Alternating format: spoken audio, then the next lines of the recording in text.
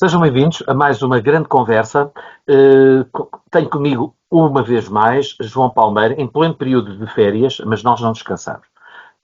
Temos, então, uma temática que não é nova, já tem algum tempo, mas que não deixa de ser bastante atual, que é o tratado, a resolução, esta ligação do que diz respeito àquilo que foi decidido pela imposição de Trump com as suas taxas e também no que diz respeito ao tratado com a União Europeia. O que foi desse resultado, do que daí advém, do que significa esse tratado para a União Europeia, para os Estados Unidos. Trata-se de uma genuflexão, trata-se de um acordo entre aliados.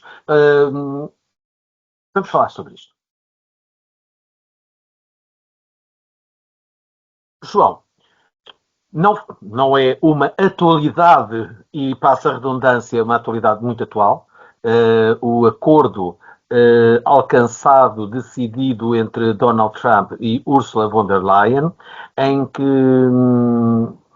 os resultados obtidos não tiveram de todo a aceitação, a compreensão da maior parte dos líderes europeus, mas só alguns, e um deles foi, obviamente, o nosso primeiro-ministro, que, estranhamente, ou compreensivelmente, usou exatamente as mesmas palavras que António Costa, presidente do Conselho Europeu.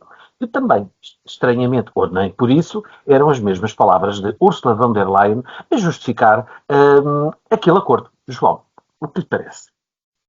Bem, o que me parece a mim é que este acordo ou esta atitude do Presidente dos Estados Unidos em relação à Europa pode vir a ser descrita pelos historiadores daqui a uns quantos anos como um favor que a Europa fica a dever ao Presidente dos Estados Unidos.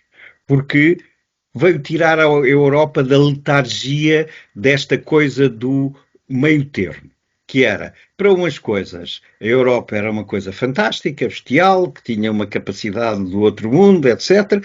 Para outras coisas, cada um arranja-se por si e cada um vai tratando por si. E eu acho que é este meio termo não resolvido, não estou a dizer que não haja razões que justifiquem que ele não pudesse ser completamente resolvido. Ou seja, a Europa não tem uma posição institucional, organizativa, como tem os Estados Unidos. Portanto, nós não podemos estar à espera que a von der Leyen ou a Costa respondessem em nome da Europa da mesma maneira que o Trump impõe em relação aos Estados Unidos. Portanto, isto é diferente. Agora, se calhar era tempo para ter encontrado uma estratégia de comunicação que ultrapassasse esta dificuldade. E esta questão das tarifas veio mostrar que é indispensável para aquilo que há de vir aí, e a primeira coisa que há de vir aí é esta questão, sem nos desviarmos do assunto de hoje, mas é esta questão de se para a paz da Ucrânia a Europa está à mesa ou não está à mesa. Quer dizer, portanto, logo vão ser poucas semanas até estarmos outra vez a discutir aqui a questão Europa-Estados Unidos, noutra dimensão. Mas eu direi a mesma coisa sempre, quer dizer, que é, o que não está resolvido é esta meia situação. Portanto, eu não estranho que para uns o que as instituições europeias, nas pessoas dos seus negociadores conseguiram, seja o possível, e para outros seja uma capitulação sem justificação. Porquê? Porque, no fundo, o que eu acho é que nós não sabemos todos onde é que está o termo, quer dizer, o que é que era possível e como era possível ter negociado. Não é se era possível 15% ou 20% ou 10%, isso depois é uma consequência.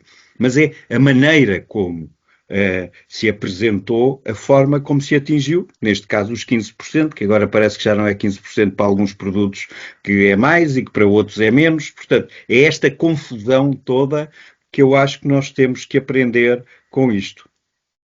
Bom, aqui o que diz respeito a este acordo também não diz só respeito à taxação, mas também diz respeito, afinal, quem é que ficou então depois obrigado a fazer compras e a quem? Do que diz respeito, por exemplo, ao armamento. Mas aquilo que disse há pouco, João, é muito interessante, que é, isto foi verdadeiramente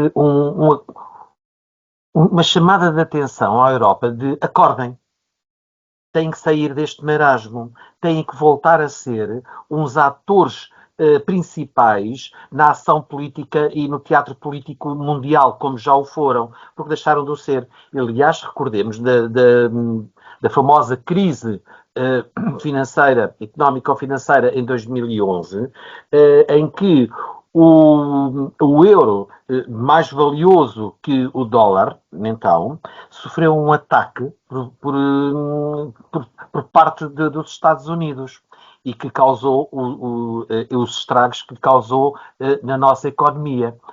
E não era o Trump. E não era o Trump. Exatamente, e não era o Trump. Não havia esta ideia. Não, as pessoas esquecem-se de localizar quem era quem, mas isto em várias circunstâncias, que não só isto.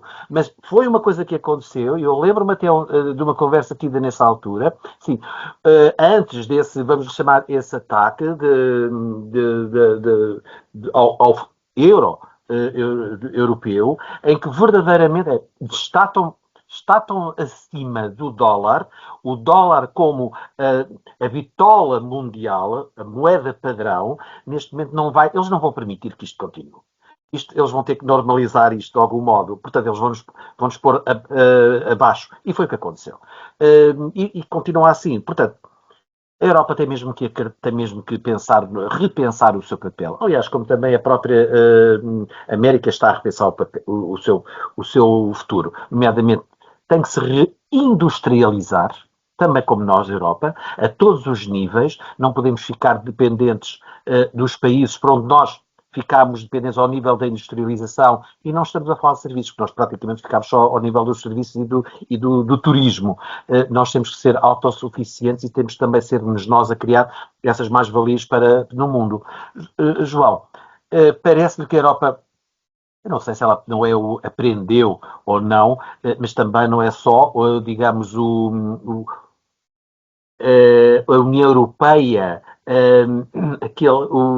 o decisor político, mas as sociedades e os governos dos Estados-membros que aprenderam, é que se começou aqui a perceber, nos vários Estados-membros, uns mais do que outros, começou a perceber-se se não uma sublevação, mas pelo menos uma grande ação crítica contra a Comissão Europeia digamos, a União Europeia em si, enquanto destino decisor da Europa e dos seus países, que não são assim tão importantes e tão decisores do nosso bem-estar e dos nossos interesses atuais e para o futuro.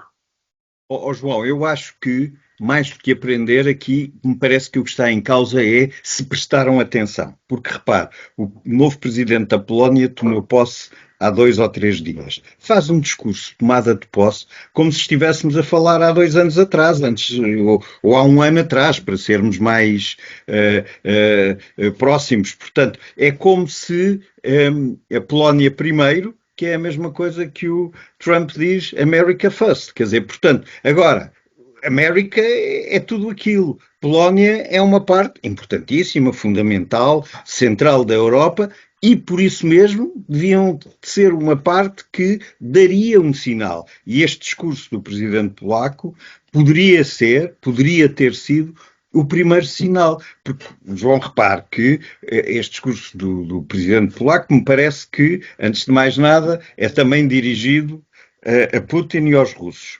E se nós olharmos um bocadinho com calma e com sossego, o que Putin fez há 20 anos atrás foi dizer a Rússia não vai pelo mesmo caminho da Europa e pelo mesmo caminho de outros que deixaram de esboroar o poder.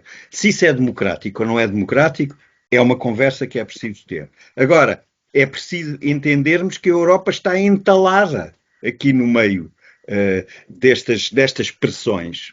É como este último tremor de terra na Rússia longínqua, que acordou 6 vulcões. E os 6 vulcões que estavam parados, estavam a dormir há 600 anos, de repente começaram as erupções. Isto é um pouco a mesma coisa, quer dizer, no meio desta pressão tectónica dos dois lados, a Europa como que começa a ter uns vulcões que vão acordando e que vão dizer: ei, esperem lá aí que isto não é bem assim. E isso parece-me altamente preocupante, João. E volto a dizer, quer dizer, é a grande lição de atenção. Eu acho que é sobretudo uma questão de atenção que é preciso ter, e é preciso não estar a dormir, digamos assim, que foi por onde começámos esta nossa conversa, que foi, se calhar, a Europa acordou.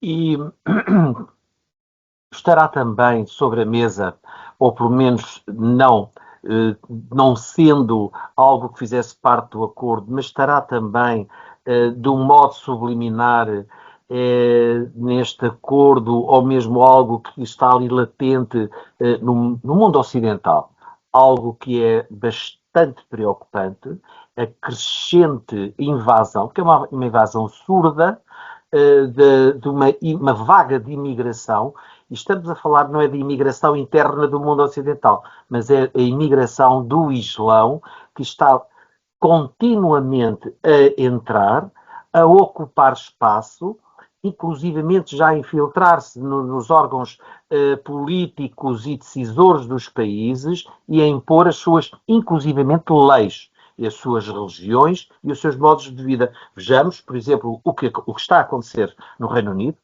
o que está a acontecer na Suécia, o que acontece também já no Canadá, nos Estados Unidos, e está a acontecer por toda a Europa, ou seja, por todo o Ocidente. Bom, isto não será também algo, não será algo também que está do modo subliminar nestas relações, mesmo dentro dos próprios países e dos vários centros. Estamos aqui a falar dos Estados Unidos ou das Américas, não é? E estamos a falar também da Europa ou da União Europeia.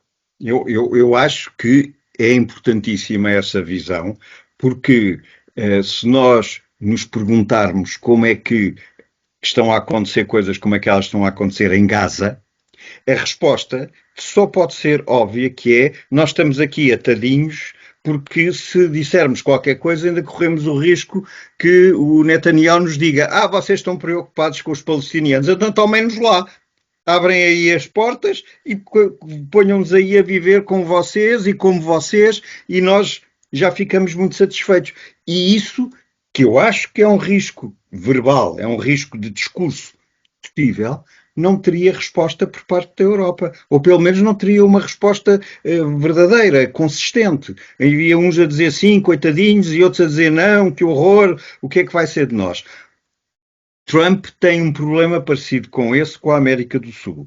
Parecido. Não é igual, porque tem um filtro mais apertado, não tem mar, quer dizer, portanto é um filtro de terra, diria que é mais simples ou mais fácil de controlar, mas é muito pior do ponto de vista de que ele está no fim, portanto ele é o lugar de chegada da fila, não tem outro sítio para onde ir, não pode dizer: está aqui uma via verde para os fazerem para o Canadá ou para a Alasca ou para ou para a Rússia passando por cima. Não existe. Portanto, eu acho que é muito interessante levantar esse ponto de vista, porque é dos blocos organizados do mundo, 2 blocos que têm um problema de imigração concreto contra 2 blocos que não têm nenhum programa ou problema de imigração, pelo menos conhecido e ao nível a que nós estamos aqui a falar. E isso seguramente que também está presente nestas relações e nestes alinhamentos que têm que ser feitos. João, uma das consequências deste acordo, deste tratado, por assim dizer, será o rearmamento da União Europeia. Bom, é rearmamento da União Europeia, finalmente irá haver um exército da União Europeia ou é um rearmamento dos Estados-membros? Depois, como é que se gera isto tudo em que cada Estado-membro, quem é que gera depois, no caso de uma ofensiva, de uma ação defensiva, ou seja, pois, afinal, quem é que depois vai gerir, quem é que vai decidir uma defesa do território? João, eu, para não ter que sobre isto dizer coisas como, bom, isto é uma questão da NATO e a NATO vai ser o exército privado da Europa em que aqueles que pagam têm uma proteção X, Y ou Z e aqueles que não pagam têm ou pagam menos têm uma proteção menos X, menos Y ou menos Z. Quer dizer, portanto, ou seja, é como se tivéssemos ali um exército privado e quem paga é mais protegido, quem não paga é menos protegido. Para não dizer isto, que naturalmente eu acho que levanta uma discussão para a qual a maior parte das pessoas ou não estão preparadas ou não querem ter, o que lembro é, nas duas vezes anteriores que se pôs esta questão, que foi no Império Romano e no Império europeu, portanto, quando foi o Império cristão do Ocidente, portanto, germano-romano do Ocidente, portanto, essas duas vezes foi fundamental que houvesse uma cabeça, num caso o imperador romano e, no outro caso, o imperador germano-romano, que depois, a seguir, no século XVII e XVIII, nós chamamos como a Áustria-Hungria, portanto, o Império Austro-Húngaro. Estas duas entidades, de certa maneira, disseram a cada um dos membros do seu império o que é que tinham que fazer e o que é que tinham que dar. E, hoje em dia, na Europa, o problema é que olha você para o Parlamento Europeu, para a Comissão Europeia, para o Conselho Europeu e não encontra lá ninguém, uma instituição, um grupo de pessoas para dar estas respostas. Ninguém. Ou seja, não há pensamento estratégico na Europa sobre esta matéria desde a unificação da Alemanha. A unificação da Alemanha foi a última vez em que se disse, bom, é preciso trabalhar para que a Europa seja de facto um bloco sólido e preparado para se defender, etc. E parou aí, quer dizer, foi como, olha, ainda bem que ficámos todos juntos sem que isso tivesse custado, fosse o que fosse. Portanto, eu acho que esses temas, que são tão importantes como os temas do acordo, que agora existiu, ou não acordo, seja aquilo que for, esses temas são fundamentais porque são também, eu acho, João, consequência deste acordo. Porque, como você disse ainda há pouco, é verdade que as tarifas são importantes, mas mais importante do que isso é aquilo que nós nos teremos comprometido como europeus a comprar em termos de material bélico aos Estados Unidos. Primeiro, como se eles fossem os únicos no mundo a produzir. Bem, sei que podem produzir o melhor, podem produzir o mais importante, mas primeiro, como se fossem os que têm melhor. Depois, sem nenhuma possibilidade de escolha. Deixe-me contar-lhe uma rápida conversa de autocarro que eu, no outro dia, ouvi. Apanhei um autocarro em Santa Apolónia para ir para os lados da Junqueira e estava estacionado ali no Porto um dos dois porta-aviões que os italianos têm. Atrás de mim, dois provectos senhores da minha idade que discutiram durante um quarto de hora esta coisa extraordinária. Se Portugal tinha um porta-aviões. Se Portugal tinha tido alguma vez um porta-aviões. Portanto, quando não conseguiam dizer mas eu vi o porta-aviões no Tejo, ou vi o porta-aviões português e não sei o quê, os dois diziam, mas isso foi há muitos anos, já não deve ter, já não deve funcionar. Ou seja, duas pessoas que vieram de um tempo em que a questão das Forças Armadas era, apesar de tudo, um tema central, pelas melhores razões, pelas menos boas razões, e tendo conseguido identificar que aquele navio enorme que estava ali era um porta-aviões, tendo conseguido identificar pela bandeira que ele era italiano, então passaram para esta coisa que é, então e o nosso? Onde é que está o nosso? Quer dizer, porque é que nós não temos? E isto é fundamental ter em consideração quando começamos a pensar que temos que discutir se vai haver um exército europeu ou se não vai haver um exército europeu. Quer dizer, o que é? É um exército europeu, todos temos um porta-aviões? É isso que é o exército europeu? Nós queremos comprar aos americanos, mas mantendo nesta graça desta conversa, mas primeiro um porta-aviões, que é para sermos iguais aos outros. E isto, João, é muito curioso, porque é evidente que nós até podemos dizer que queremos ter um porta-aviões, porque temos o estuário do Tejo, temos o Porto de Sines de águas profundas, temos muitos sítios para estacionar um porta-aviões. Mas agora, a República Checa, a Eslováquia, quer dizer, mesmo a Roménia e a Bulgária, que têm pequenos acessos a pequenos trechos de costa, também têm que ter os seus porta-aviões, que é para ficarmos todos iguais. Eu sei que isto é tonto o que eu estou a dizer e que é um bocado ridículo, mas temo que é como o assunto pode vir a ser discutido, se não houver cuidado na forma de o introduzir. E aí, João, a maneira como este acordo com os Estados Unidos foi anunciado, foi tratado em termos de informação pública nesta matéria, que você muito bem disse ainda há pouco que é, mas então ficamos obrigados a comprar o quê?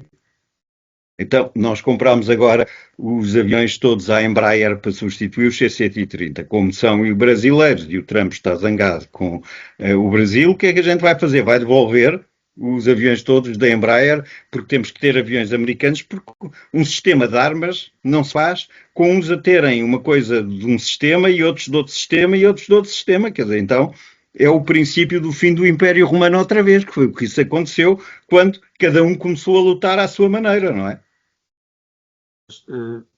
Quando fala, e bem, quem é que vai ter o quê? E nós estamos a falar numa União Europeia, estamos a falar numa União Europeia neste caso, de que são dezenas de Estados-membros, obviamente, ter dezenas, também não seria muito, mas dezenas de, pelo menos um por país, de porta-aviões, países sem costa, seria um bocadinho complicado.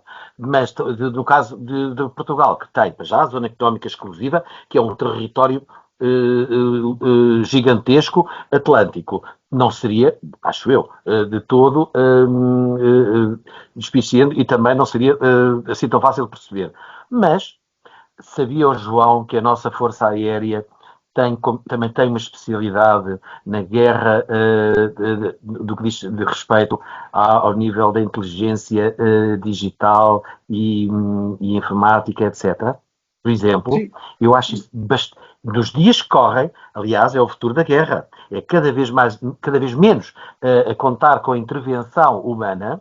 Já não há a tal chamada carne para canhão. Sim, vai ser uma guerra digital, não é? E cada um pode contribuir com o seu, digamos, com a sua vertente. E então aí complementarem-se, digamos, especializando-se. Já temos a nossa especialidade, que são as forças especiais, que nunca estão paradas e estão sempre em terreno, em palcos de guerra, que já sabemos que isso acontece, não é? No caso da nossa Marinha, da nossa Armada, nós precisamos ter uma grande armada. João, sobretudo nos palcos de guerra, em que há uma espécie de um ADN, bom ou mau, existe um ADN, existe uma memória sobre qual é a melhor maneira para lutar em territórios como os territórios africanos e parecidos. Quer dizer, não vale a pena estar a chamar os nossos aliados nórdicos da NATO para lhes ensinar tudo aquilo que nós levámos 500 anos a aprender. É porque levámos 500 anos a aprender.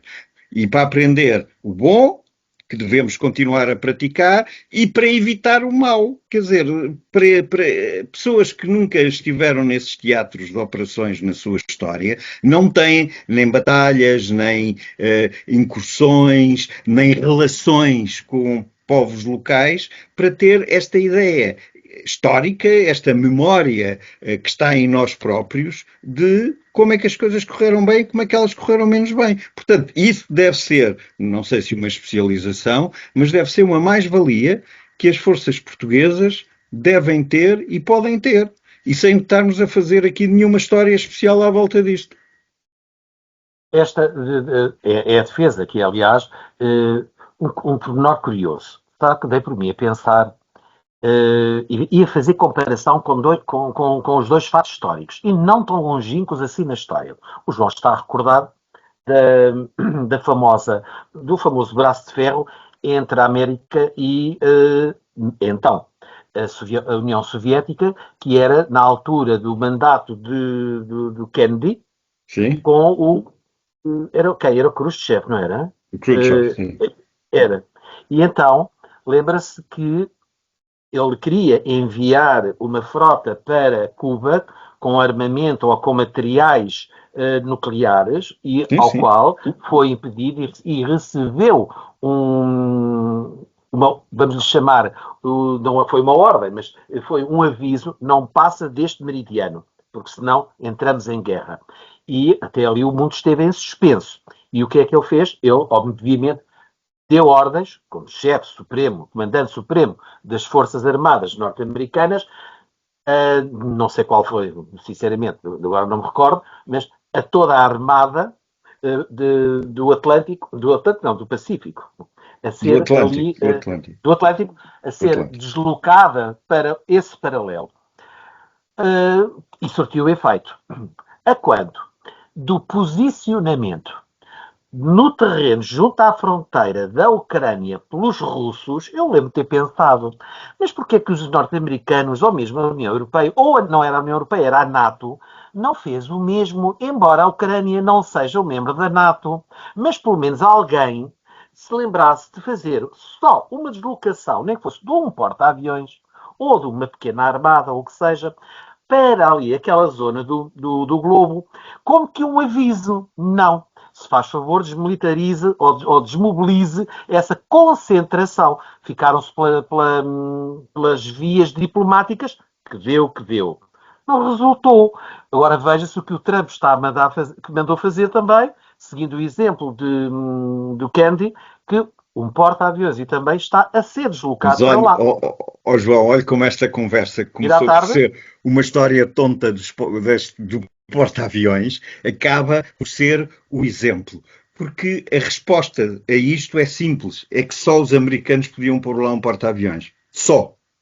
Nem os ingleses, nem os franceses, nem os italianos, o que têm seria convincente para o Putin. Fundamentalmente, o Kennedy o que mostrou ao Khrushchev foi tu estás a mandar para aqui uns carregueiros com as ogivas nucleares, mas atenção porque eu tenho aqui uma coisa que não só atira ao fundo esses carregueiros, como te impede de vires. E o Khrushchev olhou para a armada russa lá de cima de Vladivostok e olhou para a armada russa que está cá embaixo ao pé da Finlândia, naquele enclave que eles têm ali, Kaliningrado, olhou para aquilo e disse assim, bom, eu não chego nem aos Açores, quer dizer, mas quando eu estou a dizer não chego nem aos Açores, estou a dizer que eles nem sabiam navegar naqueles mares porque não tinham. O que eles faziam eram exercícios com os países da cortina de ferro nas suas zonas, portanto, eles não estavam preparados para isso. E os almirantes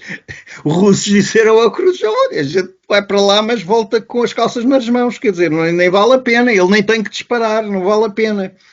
E então eles foram para a tal outra via que a Europa agora posta um pouco nas mesmas situações, João, que era, eu não tenho. Quer dizer, a Europa o que é que tem como meios de dissuasão hoje em dia que pudesse usar nisso? A frota de submarinos é a única que ainda.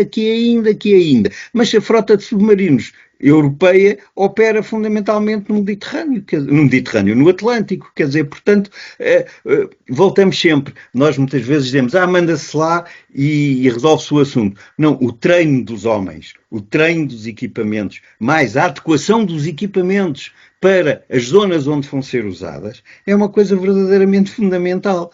Quer dizer, eu hoje em dia olho muito para o que foi a nossa guerra em África e digo, realmente, com o equipamento que o exército português tinha, que era o que contava, a Força Aérea era uma coisa de lado e a Marinha existia na Guiné e ponto, com o equipamento que existia, coisas que se fizeram em termos de manter as nossas vidas, não falo do resto, mas em termos de manter as nossas vidas extraordinárias. Nenhum outro povo, provavelmente na Europa, teria sido capaz de viver nessas circunstâncias. É de viver e de conseguir sobreviver nessas circunstâncias. Portanto, lá voltamos outra vez ao princípio e lá voltamos àquilo que você lançou aí muito bem, é as tarifas. Vamos ver, mas o resto não podemos deixar de perguntar, na verdade, o que é que está ali e como é que se resolve. João, muito mais haveria para dizer, mas pelo menos cobrimos não só o que, o que verdadeiramente estava em cima da mesa, mas também o que estava subliminar e, principalmente, terá a Europa acordado, terá a União Europeia acordado, precisaremos agora de novos líderes, também que é muito importante, e esta fica combinada para uma nova conversa, Fica, que é a parte 2. eu só queria, era, talvez pensando nessa parte 2, dizer que é minha convicção que o que o Trump, acima de tudo, pensa, depois se ele é atabalhoado ou é tosco a fazer as coisas, isso é outro problema. Mas o que ele pensa é que ele quer mudar a ordem económica mundial. E mudar a ordem económica mundial significa desacomodar-se totalmente com uma coisa que os americanos nunca gostaram muito, que é a Organização Mundial de Comércio, portanto nunca gostaram muito, e sem querer voltar ao sistema anterior das pautas aduaneiras, encontrar provavelmente uma nova solução, e isso que eu não sei qual é, porque não é matéria do meu pensamento imediato, mas acho que isso é então para o número 2 desta conversa. Muito bem. João, obrigado por essa mais uma grande conversa desta feita sobre o acordo entre os Estados Unidos e a União Europeia, um futuro que fica em aberto. Será que há uma nova ordem mundial? Mantém-se a que já estava estabelecida? Há uma reconstrução dessa ordem? Nós temos, obviamente, outros atores principais. Vamos ter depois uma nova conversa eventualmente para a próxima. Vamos Obrigado.